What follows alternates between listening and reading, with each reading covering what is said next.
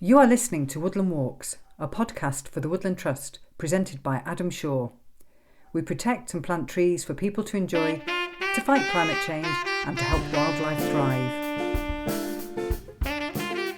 Well, today's podcast is a bit of an unusual one because I'm off to an abandoned golf course in Cheshire, overlooking Liverpool, not far away in fact, and the vision is to create this once golf course into a thriving mosaic of habitats, including lush broadland, woodland, grassland meadows and wooded glades, dotted with wildflowers. Throughout the site, they're creating a network of grassy paths so people can walk through them and get far-reaching views of the Welsh borders, the western Pennines and the Bowland Fells, along with, of course, Liverpool and the Mersey Estuary. And very excitingly, the man actually who's running all the tree planting there is also in a band, and it's his music and his band's music you can hear in the background. More about that a little later. It's called Frodsham Woods and it's near the Frodsham train station. Guess where? In Frodsham. Well, today we are starting sitting down with Neil Oxley, who's the site manager here. Hi Neil. Good morning, Adam. Good morning. So just explain where we are, because I'm not going to take away your thunder. Explain, it's an unusual location. So we're sat on a bench overlooking the River Mersey and Liverpool. We're on the old golf course that was closed about 3 years ago. Yeah, well, that's what I think is unusual, sitting on a golf course. I've got to tell you, it doesn't look like a golf course. The greenkeeper would have had a heart attack seeing the state of this place. But what's amazing is, I'm looking over a forest of planted trees. I mean, just within 10 yards, probably a couple of hundred of them just been planted. So this has got to be unusual. Buying a golf course, turning it into a forest. It is, yeah. I think it's probably the first golf course that the Woodland Trust has taken on. And it's just a great opportunity, though, that when it became available, it's adjoining some of our existing woodlands, including ancient woodland. And it's given us an opportunity to plant lots of trees and work with local people and engage the community in doing something good for the climate. And we're sitting down looking over what might have been, I don't know, is that a bunker? Do you think that's a bunker? There is, yep. So there's probably about 40 bunkers on the golf course, and we've kept them all, so some of those old features are still here. And I saw once some gorse growing, just naturally grown in the bunker there. There is, just in the 2 or 3 years since it stopped being maintained, there's gorse, there's silver birch, there's all sorts of trees and plants that are now appearing. I love the gorse. It's bright, it comes out early, bright yellow, real splash of colour in early spring. It's really nice. It is, yeah, it's lovely and colourful. And we're looking over a range of wind turbines. And is that the Mersey ahead? That's the River Mersey. Although it's not much river, it looks like it's out. It's mainly mud. Probably low tide at the moment, yeah, and Liverpool just beyond the other side. Very nice. So you're going to be my main guide today. We've got lots of people to meet, I know. All right, brilliant. So explain to me the plan for the day. So we're going to have a walk around and look at some of the tree planting that we've already done here. We've got some groups of corporate volunteers and Woodland Trust staff here today, also who are planting trees. So we'll go and see them later on. But I thought maybe to start off with, we could go and visit some of the ancient woodland that borders the site and show you sort of why it's important that we're doing what we're doing today. Brilliant. I'm of an age where sitting down is quite nice, but that's not going to get nothing made, is it? So all right, we better get up and you lead on. Okay, let's go. This lady, by the way, come in with the pug. She's up here all the time. She's really lovely, friendly. Always talks to me and Paul, and right. We've already said hello to her. But this dog he wants loves a lot that. of attention. He loves that. Yeah. We'll let the rest of the team pet the dog. You've paused here for a special reason. Why?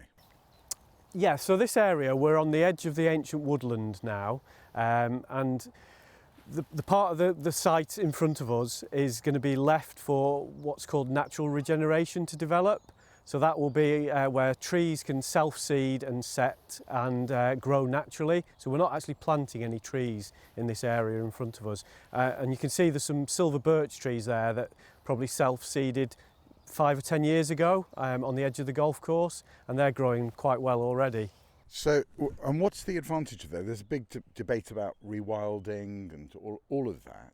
So why has that become an important issue? It is. I mean, to different people it can mean slightly different things as well. But basically it's leaving the land to develop and rewild itself, Right. you know, for nature to colonise it. It's a slower process. So, because if you're planting them yourself, you're planting all the trees at the same time, they're all the same age, so if they get wiped out, everything gets wiped out. Potentially, yes, you could lose a lot more. I have to say, I'm surprised those is natural regeneration, because it's very regimented, those silver birch. They've all come up in exactly the same space, very close together. It looks like there's been some thought behind that. But It does. And again, nature can do things very similar to how people plant trees. You know, you often can end up with them very densely packed, more densely packed than we're planting them actually. Yeah. Okay, well, we're still surrounded by these young trees, so you lead on. Carry on. Where are we heading off to? So we're just walking into towards the ancient woodland area. So this is called Woodhouse Hill, and it's mostly oak and some silver birch, some holly growing in here, plus a few other species as well. And wonderfully of you, you've taken me to the muddiest bit of land there is. Are we going through this? Well, we can do. It's unfortunately, because of the winter we've had, some of the paths are very wet and muddy around here now. I have my walking boots on. You squelch ahead and I'll Okay, squelch behind. we'll carry on then. Yeah.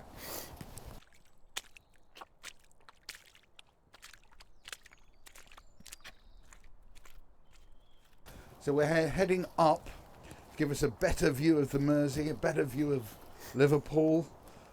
That's right, just round the corner there's a really good viewpoint where the view will open up, and sunny day like today get quite good views. Yeah. And is it used by the locals a lot? I mean, it's relatively new then. I mean, presumably a lot of locals don't know about it? Well, I mean, since the golf course was closed down during the pandemic, and at the time the owner allowed the public to come and walk on the site. Right. So suddenly, from people being not allowed to use it unless they were playing golf, Yeah. local people were allowed to come and walk the dogs or just walk themselves around with the family. So people did get to know the site and start using it. But it also borders some existing woodlands with Right. footpaths, which is where we are now. So these existing woodlands were already well used. Right. And what's the reaction of the locals been to the development here? Very positive, yeah. I mean, obviously there's always a fear when a piece of land is up for sale that it might go for some sort of development, housing, or be sold to a private landowner who fences it off and stops people using it. So people have been, really positive, really supportive. The consultation that we did before we started anything was all very much in favour of creating woodland and allowing public access. Okay. I think we're coming up to a viewpoint here where there's a bench. There is. We can have another sit down. And it's very steep here. You wouldn't want to be falling off that. But this is a beautiful view. Yeah, the weather Wow. today is just great for the view. We've been blessed. Look at this. And then you look across a sort of flat valley floor with some wind turbines, which some don't like. I always think they're really majestic. And beyond the wind turbines, the Mersey, where the tide is out. And beyond that, that's Liverpool. And is that Liverpool Cathedral, the grey building in the sort of middle there? That's the main Anglican cathedral, and then the Catholic cathedral is just off to the right.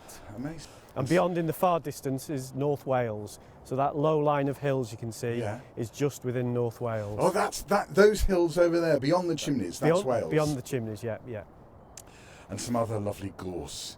And, oops, don't fall over. I thought it was going to be me that would be falling over, not the site manager. Mind the rock. Ice and sea. So we've come to a sign. The view from Woodhouse Hill holds clues to the distant past. The Mersey Basin and Cheshire's sandstone hills were both shaped by advancing ice sheets during the last ice age. Do you know what? I wanted to say that because I remember from O-level geography, I think a flat-bottomed valley is a glacier-made valley, but I didn't want to appear idiotic, so I didn't say that, and I should have had the courage of my convictions. So this is an ice an ice-formed It is. landscape. It is. I understand that the ice sheets came down to this part of the north of England back in the Ice Age, Right. and there's some interesting features that are found here called glacial erratics, Right. which is rocks from other parts of the north of England and Scotland that were brought down on the ice sheets, and then when the ice sheets melted, those rocks were left behind, but they're from a different geological area. Right. Amazing. So around here it's sandstone. The erratics are all kind of volcanic rocks. Brought down from the north, from Scotland. Lake District in Scotland, that's right. Beautiful. We were with a few other people. I think they couldn't be bothered to come through the mud, could they? So It's like we seem to have lost them. Yeah. Okay, all right. Well, maybe we'll have to. We've lost our We'll team, head back. But our yeah, no, this support was the team. view I thought we'd come to. Yeah. very Because nice. it is a nice viewpoint. Well, I'll tell you what. Let me take a photo of you for the Fall- Woodland Trust social media. Thought you were going to say falling over the No, rock yeah, again. No, let's not do that. No, I'll try not to. Yeah. So to explain, you're running me across the fields. For some- Walking fast, You've got Adam. for you walking fast. I got short legs. Why? Well, we've walked over now to where we've got the people who are helping plant trees today with us. So we've got a mix of corporate volunteers, Woodland Trust staff, and some of our volunteers here to help us. And we're going to go over and meet Tim Kerwin, who's in the charge of the tree planting and supervising the tree planting with us today. Oh, right. So this is his army of tree planters. It is, yes, yeah. Tim keeps these in check and makes sure they're doing the right thing. Okay, well, I mean, there's scores of people. I've no idea whose Tim is. Tim, I'm going to kick it away in a minute. Tim, can we get your attention for a few minutes? Yes. Oh, crikey. Hi, Hello, Adam. hi. Hi, nice to I've see seen you. you on telly. Have you? Good. Well, Tim, as well as being in charge of everyone planting the trees today, is also the sax player in a band. And of course we had to talk about that first, and he very kindly gave me one of his original tracks, which is what you can hear right now. A first for the podcast. I like to travel, see the world, all the hot days and the cold. You know what? We probably do about 8 gigs a year, Right, but we're trying to find venues where people like jazz. right. We don't want to we don't want to do Oasis. Yeah. That's not what we're about. There's plenty of bands like that. We play music for ourselves, Right. and if people turn up and appreciate it, those are the people we want. I'll play for one person. You know, I was in a wood a few years ago, I can't remember where it was, and we just came across a violinist just playing to herself. And it was just like, can I record that? It's like, I went, is something event? No, I just No. like playing amongst the trees. I thought it was really lovely. You know what? I'd do the same. I mean, the places I live playing, like churches, are fantastic because the acoustics. Yeah. So we might play that under this chat. What's the name of the band? The Kraken. The Kraken. Yeah. Okay. All right, the Kraken. Right. So, all of which is a bit of a divergence. know, sorry. So I'm told you're in charge of this army of tree planters. You can see all the 3 men having their sandwich break there, so you've been working them hard. We have been working them hard indeed. So just explain to me a little bit about what's going on here. So today we can almost see the finishing line for our 30,000 trees. Right. So this morning we've actually planted just shy of 2,000 trees with the group that we've had, of which there's about 80 people. That's a lot of trees, isn't Yeah. it? What people always talk about. How long does it take to plant a tree? It's not that big a thing, is it? No, but what we're keen about is it's not about necessarily speed, it's about accuracy. We want quality. Right. So what we're asking people to do is plant each tree really well. So today, I have to say, the standard of planting has been amazing. From the first to the last, I haven't found one that I'm not happy with. So explain to me, we're standing by a tree that's just been planted. It looks like they've scraped a bit of the grass away. So explain to me, how should you plant a tree and what goes wrong? Okay, so what we've done here, we took the grass off before the guys came. So that's called screefing. So the purpose of that is the tree needs water. And this grass also needs water. So we take that grass away and the competition's gone away for the tree. Right. So it won't be forever, because within 2 years that grass will have grown around that tree, but those first 2 years are quite critical. So if we can get the new roots so these trees are in little plugs. New roots are going to come out in the next couple of weeks because the soil's warming up. Right. I mean, the air's warming up, but the soil will warm up. Those will send out shoots. They're already starting to come into leaf, which is why the urgency to get these trees in now. Right. They will take in the water around them and then keep on spreading with that root system. Enough root system will go out there, and it will then not be competing with the grass, because in fact the tree will be competing with the grass and actually taking over. Right. So eventually that grass will probably die because it will be shaded out in the future. And talking about shade, I'm surprised how closely planted these are. About 5 foot apart or thereabouts. Okay, yeah. If this was a forest in 20 years, 30 years time, Yeah. this would be exceptionally dense, or are you expecting a lot of them to fail? So imagine you've got an oak tree and that throws down 40,000 acorns in usually every 4 years. Yeah. So it doubles its weight above ground. So 40,000. 40,000, a mature oak, yeah. A mature. It is worth pausing on that. I know, it's incredible, A isn't it? mature oak Yeah. drops 40,000 40,000 acorns. acorns a year. Every 4 years, roughly. Oh, because it doesn't do it every year, do they? No, so it has what they call a mast year, which Yeah. is the year when everything's come together. It's usually based on the previous weather Right. conditions. So that doubles the weight of the tree above ground. That throws all those acorns. Now you imagine they're going to be a couple of centimetres apart on the Yeah. ground. They're not all going to make it. Yeah. What they're hoping is that something will take those away. Right. So a jay or a squirrel, they'll move those acorns away. Yeah. Not all of them will get eaten. In fact, jays let the acorn germinate, and then they eat the remains. Right. So they wait to see where the Right. the oak tree comes up, and then they come back and eat the remains of the cotyledon. So you imagine if all those were going to germinate, there'd be a mass rush, and what they're waiting for is for the parent plant to die.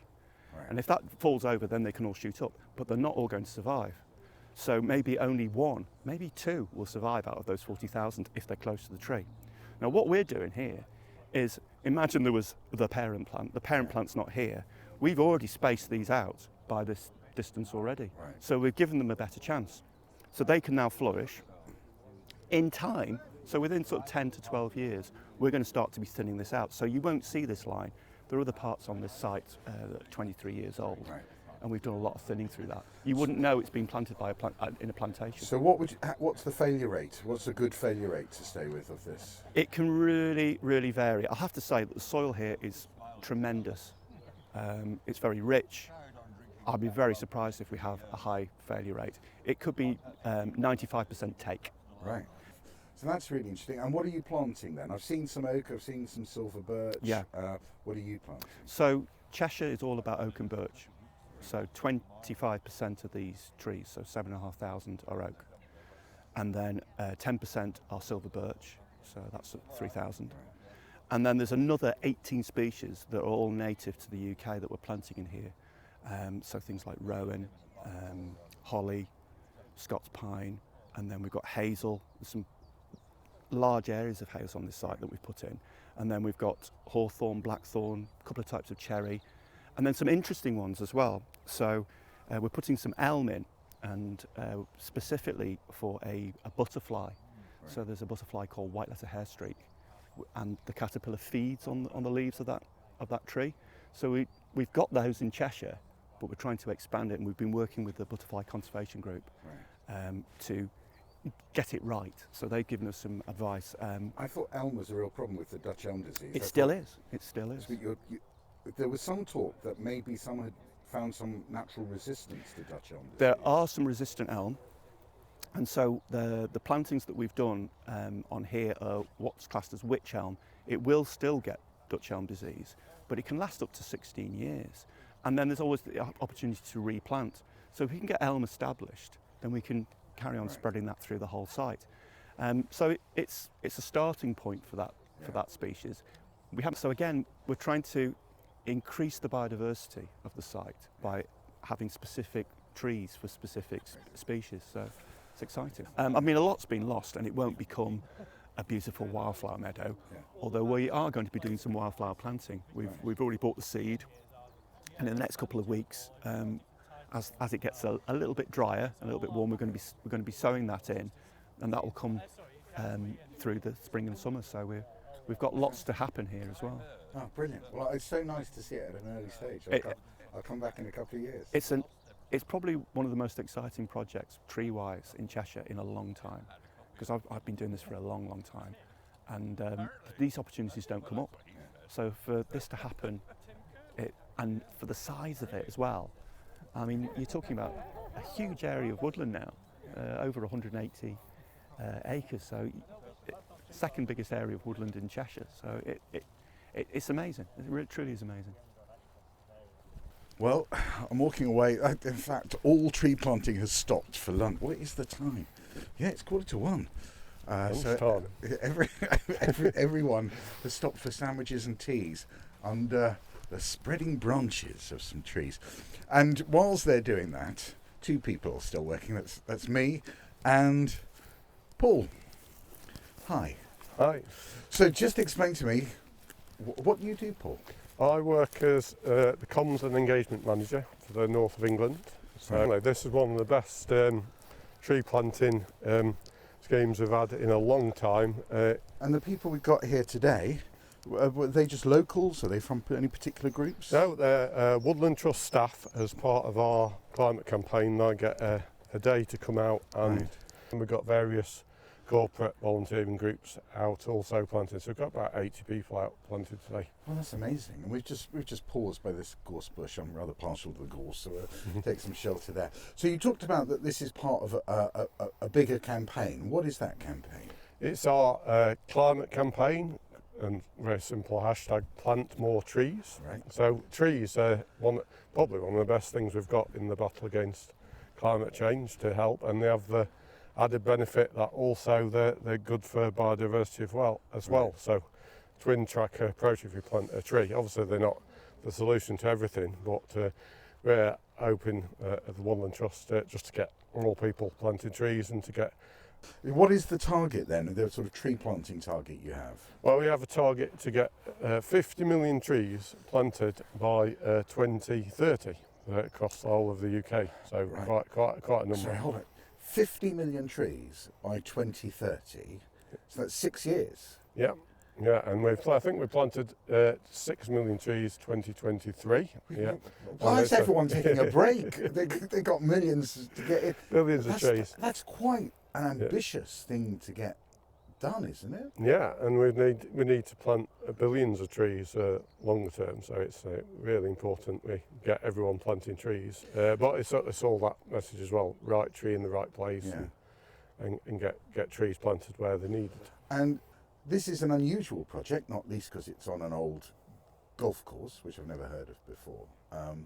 Has it attracted much interest? Is there a lot of engagement from the media and the public? Yeah, this site has had a remarkable amount of attention from the press. It started with local radio, then regional TV, and then we've had things like Sky News, a climate show out here, and then even international press coverage, looking at rewilding of golf courses. CNN covered it alongside international golf courses, and here in the UK, Frodsham. So it's been amazing how it's captured everyone's imagination, and it's been such a really positive, good news story. It's a site that's a key site within the Northern Forest. So the Northern Forest is another project that we're involved with in the north of England. Did you say a little project? The Northern Forest. Another project. Sorry, it's a massive project. That's a massive project, which is a stretch to again looking to plant 50 million trees from Liverpool to Hull, and we're working with the community forests in each area. In this case, the Mersey Forest. Right. Again, just promoting grants and support to landowners and communities to get more trees planted and to help acquire land for tree planting and give the grants for tree planting. So amazing, really.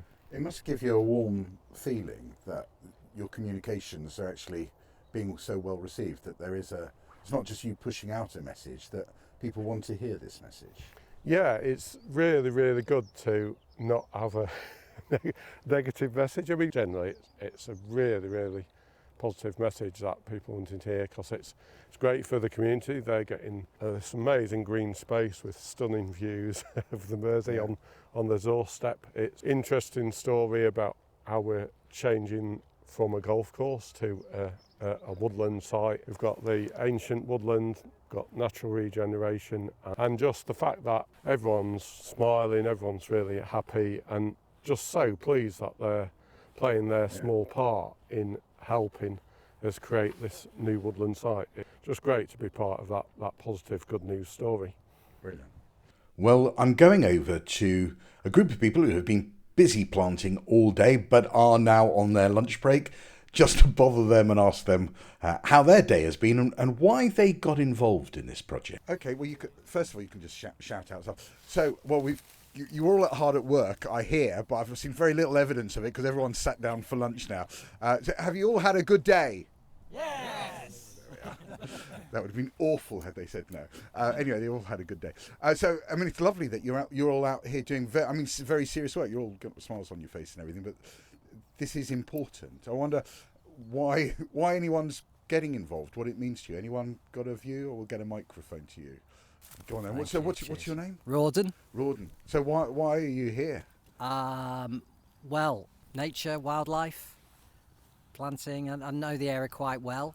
So it's nice to see being developed in a sustainable way and being something for nature. It's a great place to come and visit, not far from the Sandstone Trail. I visit lots of Woodland Trust sites. I live in Warrington, so it's sort of down the road. Right. And it's, as I say, with the old wood over there, that's quite an adventurous path. It's got lots of like sandstone sort of steps and little caves, and it's on the side of a cliff. Fantastic. So this has kind of extended that over here as well. Well, it'd be a lovely thing to return to in a few years. Well, it's a nice place now, to be honest. Brilliant. My name's David Mays. I'm also from the town of Warrington as well. I'm an MSc and BSc student from Liverpool Hope University. I finished both of them now, thankfully. I'm trying to get a job in the ecological management sector, and I feel doing this, working with people like Tim, Neil, and Neil will help me massively get it looks good on my CV, most importantly, and I really enjoy being out here and getting to know how the areas of ecological development, particularly in the woodland industry, is developing over the past few years, and what are the plans for the future, and what do they hope to achieve in the long term and short term. That's very good. So there we are. It's also very innovative of you putting out your CV live on air there. Yes. Hopefully someone needing a job with a job to offer will contact us. Good luck with that. Thank you. Thank you. That's brilliant. So, we've come under another lovely tree. I mean, it looks set. I was just saying to Kerry, it's so beautiful here. It looks like we've set this shot up, really, doesn't it? But here you are with your spades behind you, taking a break from the transit. So, first of all, has it been a good day? Oh yeah, it's been fantastic. Yeah, it's been a Been a good day. Yeah, yeah. It's been dry, so that's It's been dry. Okay, right. Well, let's get. So the best thing about today was that it was dry. It's one of the positive points, definitely. Yeah. After the trees. Yeah, with experience. So why did you want to come out? What made you want to be part of this? Well, I think it's because we are having a bit of a push with the climate change agenda at the moment. So it's working for the Woodland Trust. It's just a nice opportunity to get away from the sort of the day job for me, and get out into the field and actually do something practical and help towards that. Has it been very physical for you today? Is that sort of? It's not been too bad actually. No. It's been fine. Yeah, no, it's been okay. Ask me tomorrow, but yeah. Have you done this sort of stuff before? No, this is my first planting day with the trust. Right. Yeah. And your last? No, I'll definitely it hasn't put me off. We'll definitely be back out again when I get the opportunity. Brilliant. So it's been great. So go on, tell me what's it all been like for you today? It's been really good, yeah. I just can't believe we've covered so much ground in so little time, really, seeing as we've only been here a few hours. And because I've been quite remote working from home, so it's quite nice kind of seeing some people I'd met on screen. So it's nice to now, meet people in the real world and give back. I've not done anything like this before, so. So is this your first time planting trees? It's not my first time planting trees, but it's my first time planting with the Trust. I was planting trees in my garden on the weekend, so I've done my back in. Right. So I've not quite got the planting rate of everyone else today, I don't think. But as the other guys were saying, we work office jobs really, rather than on the front line of the trust. So it is good to get our hands dirty and get involved with what we're supposed to be all about and contribute to our climate change campaign. So hashtag plant more trees. Yeah, well, there we are, on message as well. I work in the brand team. Okay, there we are. Thank you.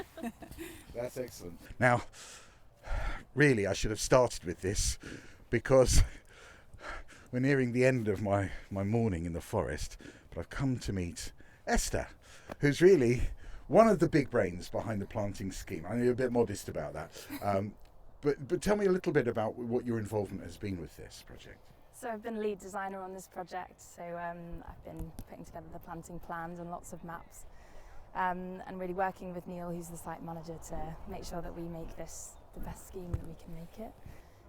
We've included coppice coops for biodiversity and Right. a bit What's a coppice coop? Ooh, a coppice coop is just an area of where you're planning to coppice. So cut a tree down to its very base and then it grows back up as shoots. So it only works with a few species, and the species that we've chosen is hazel. So those areas are 100% hazel. And it's great for biodiversity because you sort of go in a rotational, like a 10-year cycle, something like that. And you cut back, say, 10% of your trees in that year, and then you get a lot of light to the ground, and you get hopefully a lot of floristic diversity coming through. And so is that a job? That sounds terrible the way I'm saying that. Is that a job? But is it a job that you sit down and you go, you have a piece of paper or computer and you go, this is how we're going to design the forest. We're going to put ash over there. We're going to put oak over there. Is that what you do? Yeah. So we use something called GIS, so Geographical Information Systems, which basically let you draw shapes on a map, and then you can colour code it and basically make a really coherent design of something to tell people what you're trying to achieve, what's going to go where. Right. And it's not like building an extension to a house where you go, well, there's probably thousands of them going on all the time. There can't be that many forests being planted each day. So this must be a significant thing in your career, I would have thought. Oh yeah, this is my first woodland creation scheme that I've seen from pretty much the start through to the finish. So I've been working on it for 18 months. Right. It's been an awful lot of hours gone into it. It's been really enjoyable, and it's just wonderful to see it coming together. And we're nearly finished now. So. And I know people often think, oh, well, I'll come back in 100 years' time and, my great-grandchildren might see these trees. But actually, within your career, you will see a forest here, won't you? Yeah, so I think within 10 years, it'll look like a woodland. This site has a history of agriculture, so it should, in theory, have a lot of nutrients in the soil. So the trees should grow really well. Right. I would say within 10 to 15 years, it should look like a fully fledged woodland. If not a bit young, but should. And are you optimistic about really the change that you and your colleagues can make? Because there's a lot of pessimism around. What's your view? I think it's a really exciting time to be working in the environment sector. There's a lot of enthusiasm for making big changes in our lives and big changes in our landscape. I think there's a lot of hope to be had. Just seeing like the amount of enthusiasm on a planting day like this really fills me with a great deal of hope. Right. Yeah. Have you planted any trees yourself? I have, yeah. How many of these have been yours, you reckon? We have 15. Oh, that's not bad. That many. I thought you were going to be like the Queen. I planted one. There was a round of applause and I went home. No, I put a lot of guards on, but not planted that many trees myself. Oh, fantastic. Well, it's been a great day for me, or a half day out here, and I'll definitely return. It's an amazing positive place, isn't it? Wonderful, yeah. And the sun has shone on us. It A has. sort of metaphorical smile from up above. Brilliant. Thank you very much, Esther.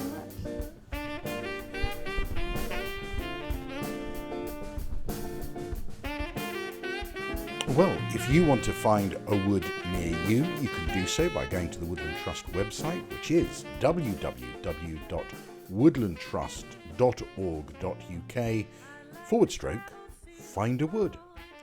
Until next time, happy wandering. Thank you for listening to the Woodland Trust Woodland Walks. Join us next month when Adam will be taking another walk in the company of Woodland Trust staff, partners and volunteers. And don't forget to subscribe to the series on iTunes or wherever you're listening to us, and do give us a review and a rating. And why not send us a recording of your favourite woodland walk to be included in a future podcast? Keep it to a maximum of 5 minutes, and please tell us what makes your woodland walk special. Or send us an email with details of your favourite walk and what makes it special to you. Send any audio files to podcast@woodlandtrust.org.uk, and we look forward to hearing from you.